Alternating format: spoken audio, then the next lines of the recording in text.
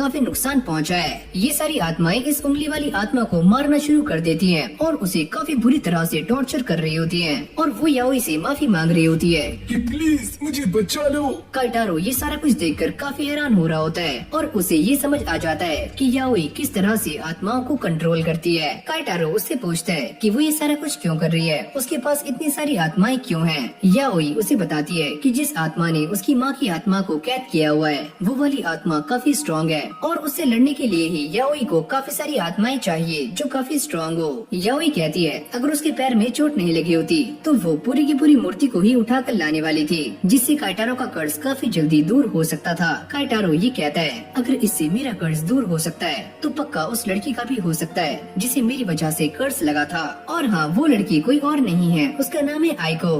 फिर हमें एक पास्ट का सीन दिखाया जाता है जहाँ पर आइको ने याओई को अपने हाथ का ग्लव उतार कर दिखाया था और याओई ये देखकर काफी शॉक्ड हो जाती है कि उसके हाथ में भी सेम वैसा ही कर्ज होता है जैसे कि काइटारो के हाथ में है। अब प्रेजेंट में हम ये देखते हैं कि याओई काइटारो को ये समझा रही होती है कि जिस आत्मा ने उन दोनों को ये कर्ज दिया है अगर वो उसे ही खत्म कर दे तो ये कर्ज खत्म किया जा सकता है। काइटारो ये सुनने के बाद थोड़ा सा हैरान हो जाता है, जिसके बाद वो आइको के बारे में सोचता है कि वो ऐसा करके आइको को फ्री कर सकता है। जिसके बाद वो याओई से ये कहता है कि मुझे इसके लिए थोड़ा टाइम चाहिए। याओई उसे समझाने का काफी ट्राई करती है कि वो ऐसा करके उन दोनों की लाइफ को दोबारा से नॉर्मल कर सकता है। जिसके बाद काइटारो दोबारा से आइको के बारे में सोचना शुरू करता है कि उसने उसकी लाइफ को नॉर्मल करने में काफी हेल्प की है और साथ ही में वो ये भी सोच रहा होता है क्या उसे दोबारा से इन्हीं चीजों में पढ़ना चाहिए जिससे वो हमेशा ही भागता रहा है। फिर हमें सुबह का सीन दिखाया जाता है जहाँ पर आइको कॉलेज जाने के लिए रेडी हो रही होती है पर उसे समझ नहीं आता कि उसे क्या पहनना है। काइटारो उससे कहता है अरे होए जो भी पहन रही हो जल्दी पहनो,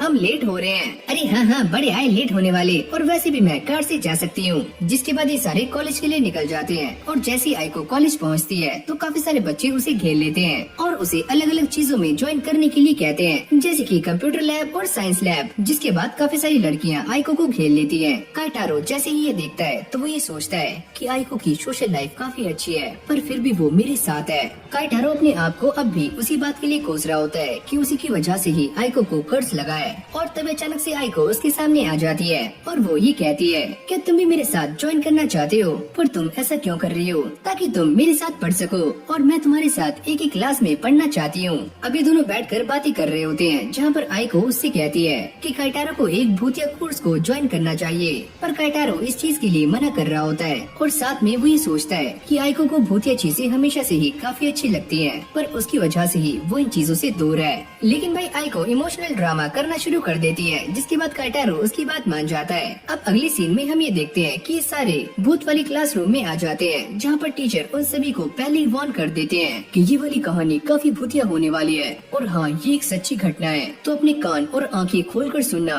और साथ में दिलों को संभाल लो। यहाँ पर वो इन सभी को एक कैसेट के बारे में बताते हैं जिसका नाम है सोशाई और इसमें एक बच्चे ने अपने आप को आग लगाकर जान से मार लिया था। साथ में वो ये कहते हैं कि जो भी इस वीडियो को देखता है वो भी अपने साथ रियल लाइफ में कुछ ऐसा ही करता है। ये सुनते ही काइटारो की और भी ज्यादा फट जाती है, लगता है मैं दोबारा से मरने वाला हूँ। अब अगली पल ये वीडियो स्टार्ट हो जाती है जहाँ पर एक लड़का सामने बैठा होता है और उसके आसपास काफी सारी परछाइयाँ भी होती हैं जो कि यहाँ पर केरोसिन को फैलाने में उसकी हेल्प कर रही होती हैं। पर जैसे ये लड़का दोबारा से अपनी चेयर पर बैठता है तो वो दिखने में काइटारो की तरह लग रहा होता है। काइटारो उसे देखकर काफी शॉक्ड हो जाता है और साथ में आइको भी, और अगले पल वो अपने आप को आग लगा लेता है और तभी ये वीडियो एंड हो जाती है, यानी कि फिल्म की समाप्ति। टीचर भी इस वीडियो को देखने के बाद काफी शॉक्ड हो जाता है और वो ये कहता है जब मैंने पहले इस वीडियो को देखा था तो इसमें कुछ ऐसा नहीं था, और ये बोलते ही वो यहाँ से भाग जाता है। मैं जा रहा हूँ बंगाली बाबा को बुलाने के लिए। अब देखते ही देखते पूरी क्लास खाली हो जाती है और यहाँ पर बस यही 3 बच्चे बचते हैं और तभी याओई देखती है कि उसके पास जो डॉल है वो अपने आप ही जलनी शुरू हो गई है और याओई उन सभी को ये बताती है कि इस डॉल के अंदर हमारी नाखून है,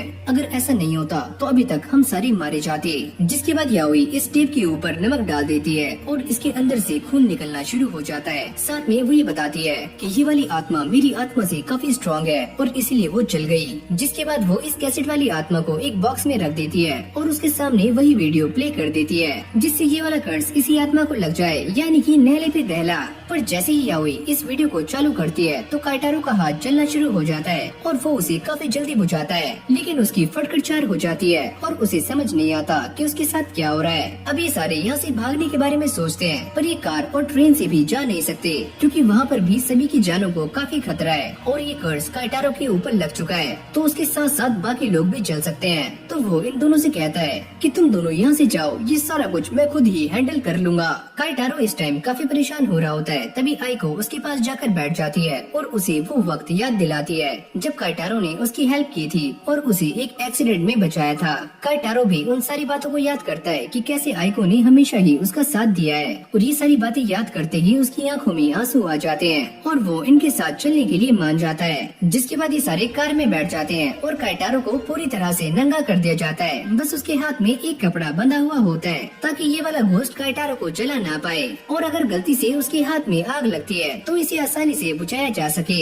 जैसे ये गाड़ी स्टार्ट होती है तो याओई इस कार्टन में वीडियो को भी स्टार्ट कर देती है और अगली पल हम ये देखते हैं कि काइटारो के हाथ में आग लग जाती है और वो इसे बुझाने के लिए अपने हाथ को विंडो से बाहर कर देता है, जिससे आग काफी आराम से बुझ जाती है। लेकिन अगली पल ये कार्टन बॉक्स काफी जोर से हिलना शुरू हो जाता है और उसके हाथ में दोबारा से आग लग जाती है। अबे ओए ये क्या हो रहा है? अभी आग बार बार काफी तेज हो रही होती है और याओई ये समझ जाती है कि ये वाला भूत अपनी पूरी ताकत का इस्तेमाल कर रहा है। जैसे ही लाइट ग्रीन होती है तो आइको कार को काफी तेजी से भगाती है, जिससे फाइनली काइटारो के हाथ में लगी हुई आग बुझ जाती है और ये कार्टन बॉक्स भी हिलना बंद हो जाता है। याओई को ऐसा लगता है कि ये वाली आत्मा हार चुकी है और याओई इसे ले जाकर अपने कमरे में रख देती है और जैसे ये सारे काइटारो के हाथ का इलाज करवा कर वापिस आ रहे होते हैं तो आइको उसे सारा कुछ एक्सप्लेन करती है कि आखिरकार उस इंसान के साथ क्या हुआ था और वो ये बताती है कि सारे लोग उसे काफी ज्यादा परेशान किया करते थे और बाद में उन लोगों ने उसकी फैमिली को भी परेशान करना शुरू कर दिया और इससे तंग आकर उस इंसान ने अपने आप को आग लगा ली। आइको ये कहती है कि ऐसा होने के बाद उस इंसान की आत्मा ने उन सारे लोगों को भी जान से मार दिया और ऐसे ही कर्स एक के बाद एक आगे बढ़ता जा रहा था और फिर हमें याओई का एक पास्ट दिखाया जाता है जहाँ पर उसके पास वही घास वाली डॉल होती है और वो ये कहती है कि तुमने काइटारो को नुकसान पहुँचाया है तो इसकी सजा तुम्हें मिलकर रहेगी। ऐसी बात करते करते ये दोनों भी अपने घर आ जाते हैं और आइको भी अपनी अलमारी में घुस जाती है जहाँ पर उसने काइटारो की काफी सारी पिक्चर्स लगाई हुई होती हैं और फिर हमें ये पता लगता है कि आइको एक साइको है जो कि काइटारो से काफी ज्यादा प्यार करती है। वो अपने आप को बार बार मुसीबत में इसलिए डालती है ताकि काइटारो उसकी हेल्प करे और वो उसके और भी ज्यादा करीब आ जाए। जिसके बाद काइटारो अपने स्कूल के दोस्तों से मिलने के लिए उनके पास आ जाता है और वो ये सारा कुछ इसलिए कर रहा है ताकि वो अपने आप को भूतों से दूर रख पाए और साथ में लोगों से ज्यादा कनेक्ट भी कर पाए। फिर हमें एक फ्लैशबैक दिखाया जाता है जहाँ पर आइको ने उसके लिए काफी सारा सामान खरीदा होता है ताकि काइटारो सभी के साथ काफी अच्छे से घुल मिल पाए और वो देखने में एकदम सोना मुंडा लगे। कहानी दोबारा से प्रेजेंट में आती है जहाँ पर काइटारो की इस बात से काफी ज्यादा फट रही होती है कि वो इन सारे लोगों से बातें कैसे करे। तभी अचानक से यहाँ पर एक बंदा आता है जो कि इस क्लब का हेड है और इसका नाम है नागायामा और वो काइटारो को काफी ज्यादा मोटिवेट करता है और यहाँ से चला जाता है। अब भाई इससे काइटारो में जोश आ जाता है और वो ये कहता है कि मुझे कुछ भी करके नए दोस्त बनाने होंगे। इस तरफ आइको काइटारो के ऊपर नजर बनाए हुए है, यहाँ तक कि वो उसकी हार्ट बीट भी मॉनिटर कर रही होती है। तभी अचानक से याओई यहाँ पर आ जाती है और आइको उसे देखकर काफी शॉक्ड हो जाती है। याओई उससे पूछती है तुम ये क्या कर रही थी और तुम रो रही हो क्या? याओई उससे बात करने का बहाना करती है और जैसी आइको उसके जाल में फंसती है तो याओई उसके लैपटॉप को चेक कर लेती है और उसे ये बात क्लियर हो जाती है कि आइको ने काइटारो के लिए जो कपड़े खरीदे थे उन सभी के अंदर सेंसर्स लगे हुए हैं, यानी कि वो पूरी तरह से काइटारो को मॉनिटर कर रही है। याओई उससे पूछती है कि वो सच में काइटारो से प्यार करती है और आइको ये बताती है कि हाँ वो काइटारो से काफी ज्यादा प्यार करती है। पर तभी अचानक हम ये देखते हैं कि इस लैपटॉप में से भूतों की आवाजें आनी शुरू हो जाती हैं। आइको ये बताती है कि ये तो काफी नॉर्मल है, काइटारो के आसपास से हमेशा ही ऐसी आवाजें आती रहती हैं। फिर हम काइटारो को देखते हैं जो कि इन दो लोगों के साथ एक जगह पर आ जाता है और वो इनसे दोस्ती करने का ट्राई कर रहा होता है। काइटारो उनसे कहता है वैसे मेरा नाम है काइटारो और मैं लिटरेचर डिपार्टमेंट से हूँ, तुम दोनों कहाँ से हो और तुम्हारे नाम क्या क्या हैं? ये दोनों भी अपने बारे में थोड़ा सा बताते हैं, जिसके बाद ये दोनों भी चुप हो जाते हैं। काइटारो को समझ नहीं आता कि अब वो आगे इनसे क्या बात करे। यहाँ पर ये दोनों बैठे हुए काइटारो को मॉनिटर कर रहे होते हैं और साथ में उसका काफी गंदा मजाक भी बनाते हैं। आइको ये बताती है, जब भी हम किसी से बातें करते हैं तो हमें उनसे बार बार सवाल करने चाहिए ताकि कॉन्वर्सेशन जारी रहे। जिसके बाद वही बंदा काइटारो के पास दोबारा से आ जाता है, यानी कि इस क्लब का प्रेसिडेंट, जिसका नाम है नागायामा। और वो काइटारो से कहता है कि वो इस पार्टी को खत्म करने के बाद उसके साथ चले उसके घर पर। अगले सीन में हम ये देखते हैं कि काइटारो उसके साथ जाने के लिए मान जाता है और यहाँ पर काफी सारे लोग और भी होते हैं और नागायामा उन सभी को लेकर अपने घर की तरफ जा रहा होता है और रास्ते में उन्हें काफी सारी चीजें बताता है। पर तभी काइटारो को यहाँ पर किसी भूत के होने का एहसास होता है और वो ये बात नागायामा से कहता है और नागायामा ये सुनते ही काफी इविल स्माइल करता है और काइटारो को एक स्टोरी सुनाता है। अरे बच्चे, क्या तुम ये बात जानते हो कि रियो यूनिवर्सिटी में एक ऐसा क्लब है जहाँ पर सारे लोग अपने आप ही सुसाइड कर लेते हैं और जब भी नए बच्चे उसके अंदर शामिल होते हैं तो वो भी एक एक करके मारे जाते हैं और वो क्लब फिर भी बंद नहीं हुआ। जिसके बाद काफी सारे बच्चे उसके अंदर आते रहे और ऐसे ही मारे जाते हैं। काइटारो उनसे पूछता है कि आखिरकार उस क्लब को अभी तक रोका क्यों नहीं गया।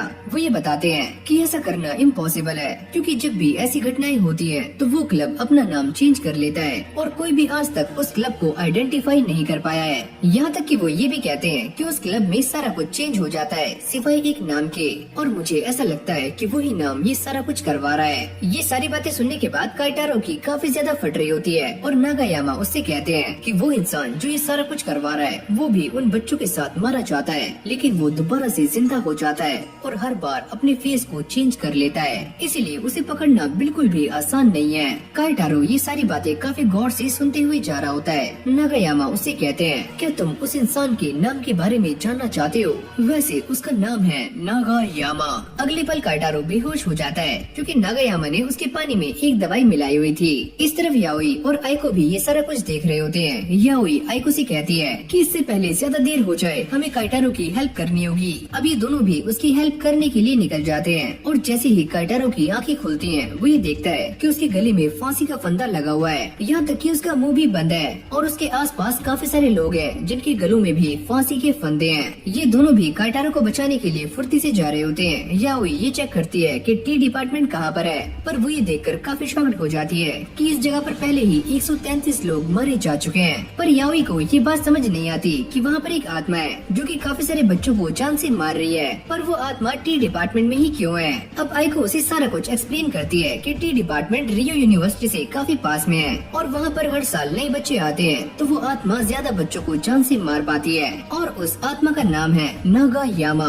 कुछ टाइम के बाद ये दोनों भी वहाँ पहुँच जाते हैं, पर जैसे ये दोनों अंदर जाते हैं तो उनके सामने नागायामा खड़ा होता है जिसने काइटारो को फांसी के फंदे पर लटकाया होता है और वो याओई को हाथ से उठा लेता है। पर तभी याओई उसके मुंह में वाइन की बोतल घुसा देती है जिससे नागायामा को काफी गुस्सा आ जाता है। अब वो इन सभी को जलाने का ट्राई करता है, पर याओई उसके लाइटर को दूर फेंक देती है और याओई उससे कहती है कि तुम्हारे अंदर से भूत दूर हो चुका है, पर अब भी तुम इन सभी को जान से मारना चाहते हो, तो ऐसा क्यों? अगले पल वो इस बंदे के ऊपर वाइन की बोतल से अटैक करती है जिससे ये बंदा एक ही बार में बेहोश हो जाता है। फिर हमें इस बंदे के बारे में बताया जाता है जिसका असली नाम है माकीडा और इसका नाम नागायामा नहीं है। नागायामा उस आत्मा का नाम है जो कुछ टाइम पहले इसके अंदर थी, पर अब वो बाहर आ चुकी है। याओई इस बंदे को बांध देती है और वो ये कहती है कि तुम्हें ये हक किसने दिया कि तुम इन सारे लोगों को जान से मार दो। जिसके बाद ये सारे के सारे लोगों को नीचे उतार देते हैं और यहाँ से भागने का ट्राई करते हैं इससे पहले यहाँ पर पुलिस आ जाए। पर काइटारो को ये बात समझ नहीं आती कि वो भूत सभी को मारने के लिए फांसी के फंदे का ही इस्तेमाल क्यों कर रहा था।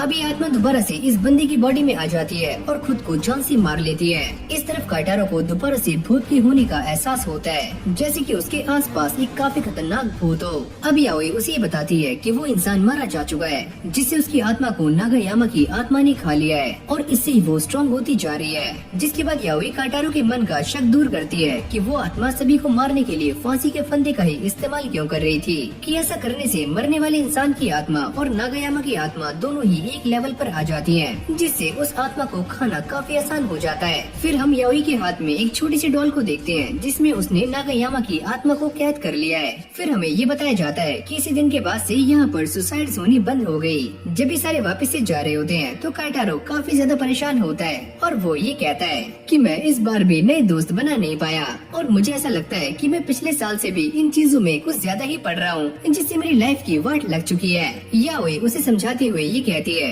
कि तुम भूतों की तरफ नहीं जाते, बल्कि भूत तुम्हारी तरफ अट्रैक्ट होते हैं, तो तुम्हें उनसे फाइट करना सीखना चाहिए। आइको ये कहती है, ये हुई ना बात। हाँ वो सब तो सही है, पर तुम्हें मेरी लोकेशन के बारे में पता कैसे लगा? याओई उससे कहती है, क्या तुम नहीं जानते कि लड़कियों में 6 सेंसेस होते हैं, और उसी से हमने पता लगा लिया। जिसके बाद ये सारे कैंपिंग करने के लिए बाहर आ जाते हैं, और काइटारो को ऐसा लगता है कि ये दोनों उसे यहाँ पर इसीलिए लेकर आए हैं ताकि वो पुराने इंसिडेंट को भूल पाए। आइको उससे कहती है कि याओई काफी लंबे टाइम से उसके साथ है, पर कभी भी याओई ने उसे बाहर जाने के लिए फोर्स नहीं किया। पर अब तुम आ चुके हो तो हम सारे बाहर जा सकते हैं। और अब ये दोनों मिलकर काइटारो का मजाक बना रहे होते हैं और उसे छेड़ना शुरू करते हैं। जिसके बाद काइटारो और याओई फिश पकड़ने के लिए आ जाते हैं, पर उन दोनों के हाथों में कोई भी फिश नहीं लगती। याओई उससे पूछती है, क्या तुम अब मेरा साथ देने के लिए तैयार हो भूत पकड़ने के लिए? काइटारो उससे कहता है कि मैंने अभी इस बारे में सोचा नहीं है, लेकिन तुम्हें किस बात में दिक्कतें आ रही हैं? क्या तुम मुझे बता सकते हो? काइटारो उससे कहता है, अगर भूत पकड़ते हुए मेरा ये कर्स मेरी पूरी बॉडी में फैल गया, या फिर तुम्हें और आइको को कुछ हो गया तो क्या होगा? और उसे याओई की काफी चिंता हो रही होती है, पर याओई उससे कहती है, तो चलो फिर एक कंपटीशन करते हैं, जो भी हम दोनों में से ज्यादा मछलियाँ पकड़ेगा उसकी बात मानी जाएगी। अब इनके बीच में कंपटीशन स्टार्ट हो जाता है, पर एक भी मछली इन दोनों के हाथ नहीं लगती। इसके बदले में ये मेंढक और काफी सारी और चीजें पकड़ लेते हैं। थक कर ये दोनों दोबारा से कैंप में आ जाते हैं, जहाँ पर आइको ने इन सभी के लिए पहले ही खाना बनाया होता है, और ये मस्ती से खाना खाकर रात में सो जाते हैं। लेकिन भाई सोई तो बस याओई है, और ये दोनों आराम से गप्पे लड़ा रहे होते हैं। आइको से लेकर एक वॉक पर आ जाती है, और ये दोनों काफी गहरी बातें कर रहे होते हैं। आइको से कहती है कि वो काफी लंबे टाइम से अपने कर्ज के ऊपर रिसर्च कर रही है, ताकि वो और काइटारो इस कर्ज से फ्री हो पाए। और साथ में वो ये कहती है कि मैं भूतिया जगहों पर इसलिए जाती हूँ ताकि मैं इस कर्ज को दूर कर पाऊँ। ये सुनते ही काइटारो काफी शॉक्ड हो जाता है, और अगले पल आइको उसके सामने अपने प्यार का इजहार कर देती है कि मुझे एक और चीज काफी अच्छी लगती है, और वो हो तुम। पर अगर मैं किसी ऐसी जगह पर जाना चाहता हूँ जहाँ पर काफी सारे भूत हो, क्या तुम मुझे जाने दोगी? बस मुझे तुम्हारा एक प्रॉमिस चाहिए, अगर तुम कहीं भी जाते हो तो तुम्हें मुझे साथ लेकर जाना होगा।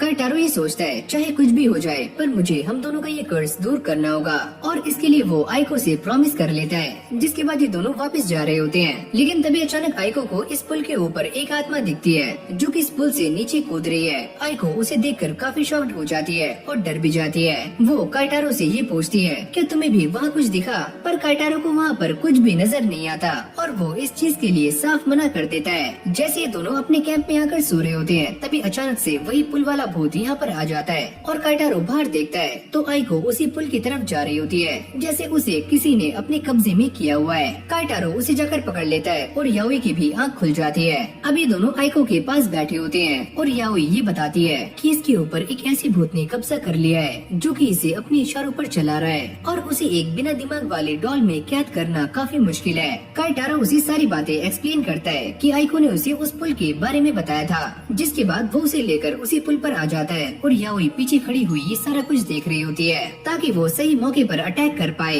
काइटारो कॉल पर याओई को ये बताता है कि उसे सामने पुल पर एक भूत दिखाई दे रहा है, और वो ये कहती है कि हाँ उसे मैं भी देख सकती हूँ। जिसके बाद हमें इन सब का प्लान बताया जाता है कि कैसे वो इस भूत को पकड़ने वाले हैं, जिससे आइको दोबारा से आजाद हो जाएगी। ये सारे ऐसा ही करने का ट्राई करते हैं, पर इससे भी कोई फर्क नहीं पड़ता, और अब भी आइको इस पुल से नीचे कूदने के लिए जा रही होती है। काइटारो उसे रोकने का ट्राई करता है, पर तभी अचानक से यहाँ पर काफी सारे भूत आ जाते हैं, जो कि याओई की डॉल को खींचना शुरू कर देते हैं, यानी कि उसे फाड़ने का ट्राई कर रहे होते हैं। अचानक से ये सारे भूत काइटारो पर अटैक कर देते हैं, जिससे वो आइको के साथ नीचे गिर जाता है, पर उसकी कमर पर रस्सी बंधी हुई होती है, जिससे वो बच जाते हैं। याओई भी इस बात को समझ जाती है कि इन सारे भूतों ने आइको का सहारा लेकर काइटारो पर अटैक किया, और वो पहले से ही काइटारो को मारना चाहते थे। अब ये सारे भूत मिलकर इस डॉल के अंदर से आत्मा को बाहर निकालने की कोशिश कर रहे होते हैं, लेकिन तभी याओई उन सभी के ऊपर नमक फेंक देती है, जिससे वो सारे पीछे हट जाते हैं, पर एक भूत इसमें ट्रैप हो जाता है। याओई उससे कहती है कि मैं बस 3 तक गिन रही हूँ,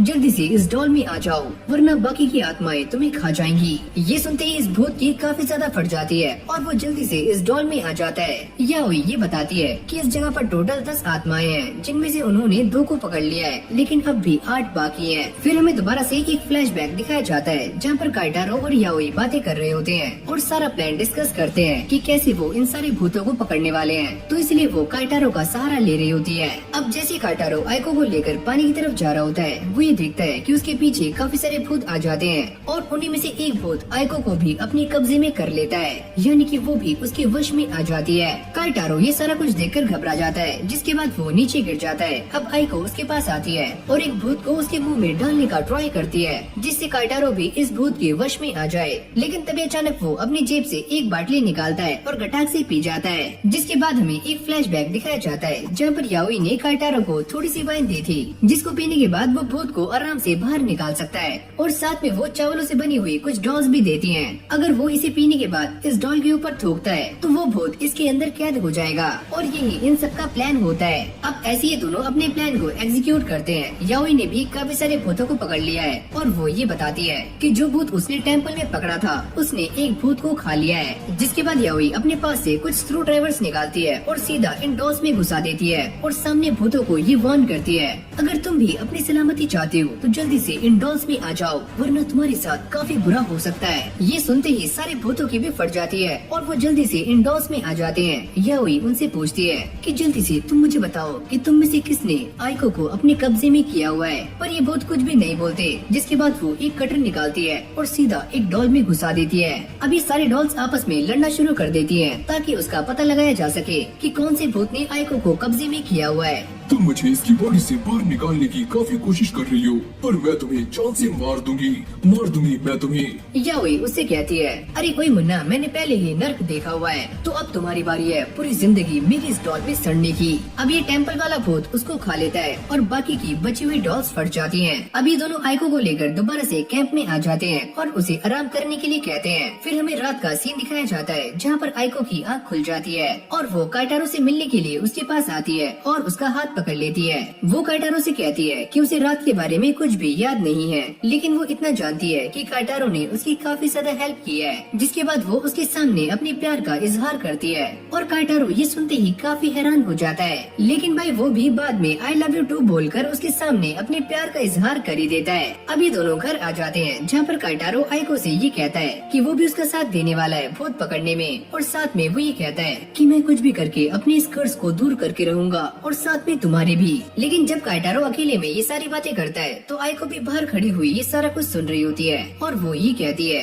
कि उसने काइटारो के ऊपर काफी ज्यादा मेहनत की है, पहले उसे कोचिंग ले जाने में और बाद में उसे भूतिया चीजों में पढ़वाने में, और अब वो एक काफी क्रीपी स्माइल दे रही होती है, जिसको देखकर ऐसा लगता है कि पक्का आइको के दिमाग में कोई न कोई खिचड़ी बन रही है, यानी कि काइटारो की दोबारा से वाट लग सकती है।